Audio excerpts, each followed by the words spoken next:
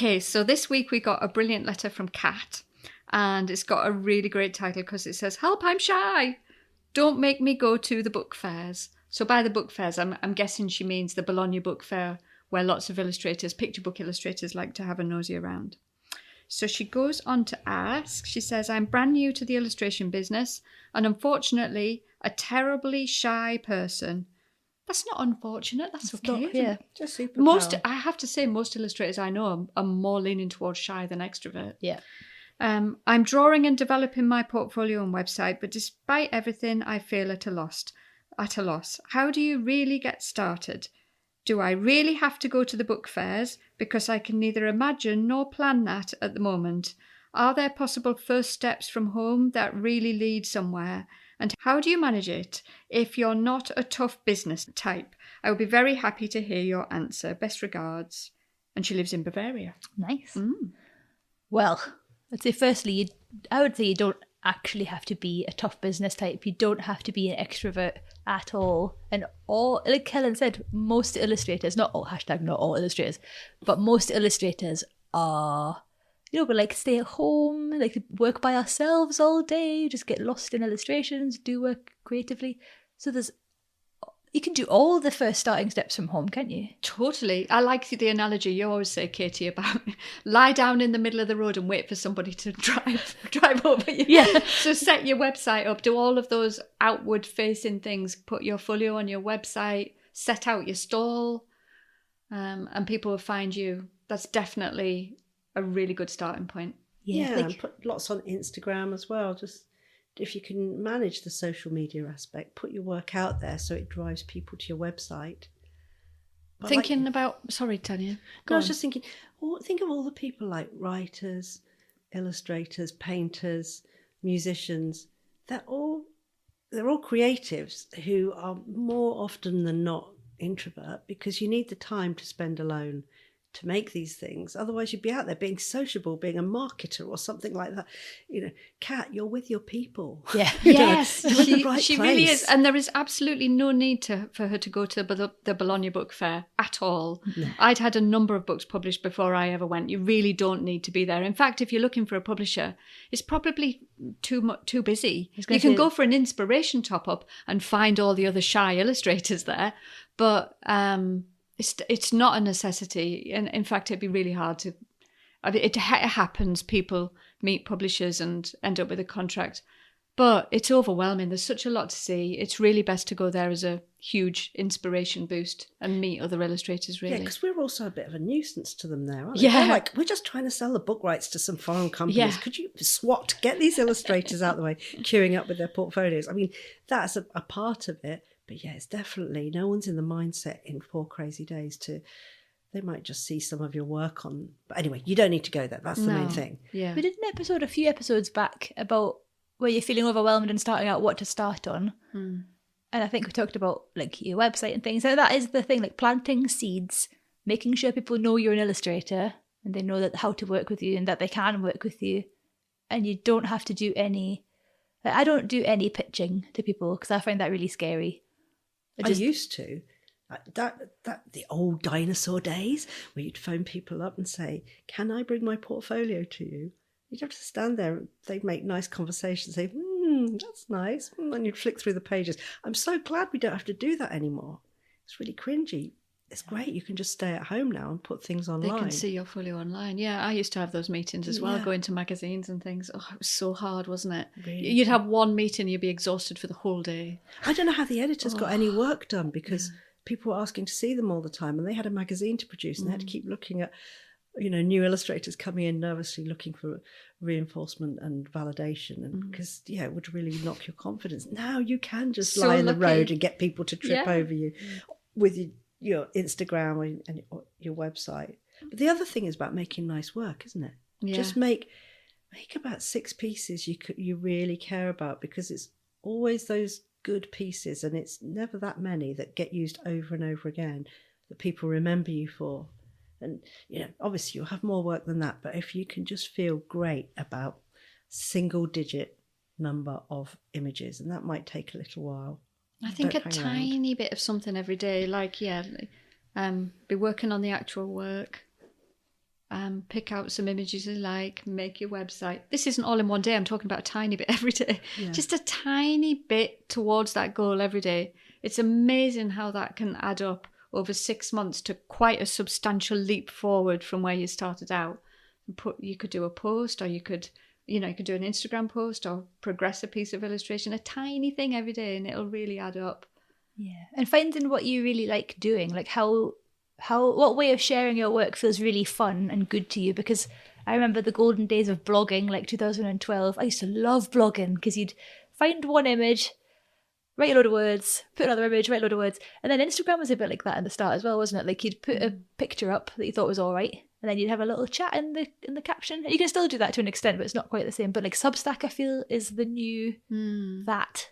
So if writing feels fun to you, definitely don't be shy about writing. There's some great Substacks that are just images as well. And I really like the voice record feature. So it's almost like you're putting a little podcast out on Substack, but you can just record a voice note on your phone, stick it in your Substack and send it. So easy. Wow. What a time to be alive, isn't it? Yeah, it's the golden age for introverts. Yeah, it is. Marketing, because you can just find the fun thing and do it. And then if you keep doing it, people will eventually notice that you're doing it consistently. Because I was going to say, like, obviously working on your creative stuff and getting your work as good as you can is really important. Yeah. But then you also can't forget about telling people about it, because annoyingly, it's not you build it and they'll come. Yeah. And when you look at illustrators that are, air quotes, successful, they talk about their work and they share their work and they show what they're working on. Yeah, there's no way of avoiding that, is there? It's a bit, brings in the old business car analogy again, doesn't it? Yeah. Getting out of your creative car to drive your business car and talk about what you've made. And those two activities have to happen all the time. And we talk lots about this on the business course, which was frankly a blessed relief after talking about creativity and only creativity and Fly Your Freak Flag and Picture Book. And lots of people were like, yeah, but tell us how this work gets out there and how do we connect with clients? We're like, we can't talk about that now, it's too confusing. But we had all this stored up information we really wanted to talk about and not muddy the waters, and because you can't think about that audience when you're creating good work, otherwise it will compromise you. If in your mind you've got your viewer at the end of it, it can be, it doesn't allow your creativity to be totally free.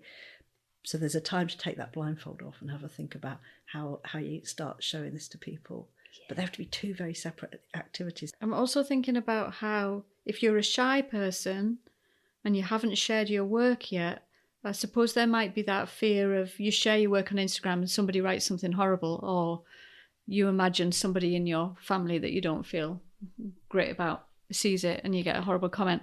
So I think the best advice is to imagine you're just talking to a group of illustrators at your stage in the game. Yeah. Just imagine that and put your post out as if you're only talking to those illustrators. And any comments that come in that are not the nice comments, I mean, they don't. I feel as if I'm making people worry about something unnecessarily because I've barely ever had a bad comment. But they do come, I suppose, and people worry about them. They're not even worth replying to. You just ignore it. Just completely ignore it like it didn't happen. But sometimes the worst comments are the ones that people haven't even written, but you're imagining them thinking. Yeah, like, exactly. Everyone thinks I'm an idiot. Everyone hates me. I'm so embarrassing. Like, I still feel embarrassed sometimes when I meet people in real life and they're like, oh, I saw that on Instagram. I'm like, oh, you don't look at my Instagram, do you? Yeah. I know you in real life. Don't look at my Instagram. It's not for you. Yeah, apologise about it. Yeah. And I don't think that ever goes away, especially if you are on the shyer side or just more sensitive, which I think most illustrators are more sensitive because we feel feelings and we see That's beautiful. What makes us good illustrators, because we get feelings come out in our drawings. Exactly. Yes. And look at us here blabbing away. Half the time we have to pretend we're only talking, well, all the time we have to pretend we're just talking to each other, because if we think anyone's listening it would just be so embarrassing. But you just get over it, don't you? You just have to ignore all that stuff and push forward. If it's important to you, you've got to get subjective about these things. And also the thing we were talking about earlier, that that new Mel Robbins book, and I listened to her talk to Oprah, and she was talking about her new book, and I love the idea. It's just like, forget trying to control any of it. Just Let let them. Yeah. Let them say what they want. Yeah. Yeah. It's a very good theory. I think I've read the book now. I don't need to do it. Yeah, my editor once said to me that she has this philosophy of F 'em, just F 'em. If you have any amount of success, there are always going to be a few people who don't like it. Just F 'em. Well, she uses the proper word, but are we allowed to swear? No, I'm not going to swear. I don't have children. Yeah. So yeah, it's a good philosophy, I think. It's so good. And it's so true. Like when sometimes if I do get worried or sad about what I think people, like I'm an expert mind reader, so obviously I know what people are thinking. But if I get too much into that, then I remember things like some people don't like chocolate. But then I'm just like, why? If people think chocolate's horrible, then nobody's like people have got stupid opinions. People are wrong. But it's still a real paralysis for some people who've not used any social media. And we keep talking about Instagram. We should talk about Cara and other stuff like that as well. Find out if What's that's Cara? Oh, that other Instagram. Yeah, the Illustrator Instagram. I don't know whether don't know how it's gone on, but and Blue Sky and other Threads. There's loads of illustrators on Threads using it as a new X, but all these different places you could try them out and don't think that everyone will see you. In fact, it's the opposite. You're worried about dipping your toe in it, thinking people will all turn around and look at and say, what do you think you're doing? Who do you think you are? But actually you'd be lucky if anyone notices at all, because everyone's on these platforms trying to get attention. So you can go on it thinking, I'll just do what I want because no one will notice anyway. And I think once you start it, you desensitize yourself to all those negative feelings of I'm showing off, people think I'm an idiot. There's no other way to get work. All you're doing it's just practice. It's business. Yeah. And it doesn't have to feel sleazy. Just sharing what you're up to is marketing. Yeah. And you're not saying you're great or anything like that. You're just saying, look, I did this. And you should say you're great because you probably are. Look at me, I'm so good. That'd be quite refreshing, wouldn't it? Just like a show I off. always really loved that when Pi was little. Every time she did a drawing, she'd hold it up and go, ta-da, look at this. And it's like, yeah, brilliant. Children are just born with it. If only we could channel that again and not care. Yeah. Say to people, I'm bored of listening to you, I'm going now. And I'm great. All that straightforward stuff. We've been doing potty training recently, and my little girl was on the potty, and I heard her quietly say to herself, "I'm so proud of you." Oh, I was like, I'm gonna cry because anytime she does anything, I'm like, "I'm so proud of you. Well done." And she said it to herself. Yeah. Okay, that's gorgeous. your mission for this week, is for everyone to say, I'm so proud of you. To themselves. For And you doing should something. give yourself a chocolate button as well. Every time you do some sharing online. Yeah. Maybe we could send those out with the badges. Yeah. No GSPR rules not be allowed. Yeah, so course doors are open for Freak Flag because we're not opening and closing the doors anymore. They're just open all the time. So if you go to the website, you can read all about it there. Yeah. If you've been eyeing it up for a while, now is your time to shimmy on in. Yeah. And if you join before the end of January, you get a little pack of amazing Good Ship stickers in the post in real life. And you get the chance to win a one-on-one mentoring session. Yeah, it's 1 on 3 really, isn't it? Because you get all 3 of us looking One on at you. 3. Yeah. Yeah. Overwhelm you. It's a pile-on, basically. We're really kind, we're really nice, don't be afraid. And that goes into the course as well, doesn't it? So everyone on the course gets to see the mentoring and benefit from it at the same time. And it's not random. You do apply for it, so we will select the winners and everybody will benefit from the feedback. Yeah, because we get people to send in a selection of their work and a question, which makes it really useful because we can choose commonly asked questions or problems that a lot of people associate with. So we choose strategically and answer those questions for everybody. Yeah. It's thegoodshipillustration.com/freak flag, all one word.